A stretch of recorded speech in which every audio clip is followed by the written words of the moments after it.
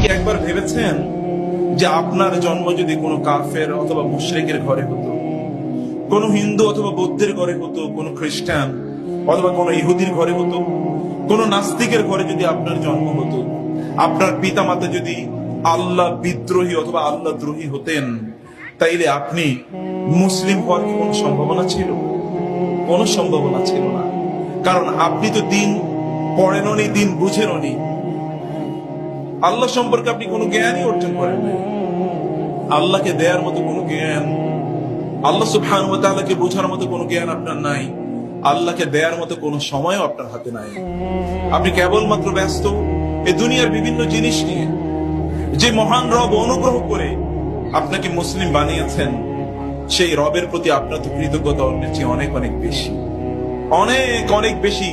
সে রবের প্রতি আপনার কৃতজ্ঞতা হওয়া দরকার। আলহামদুলিল্লাহ।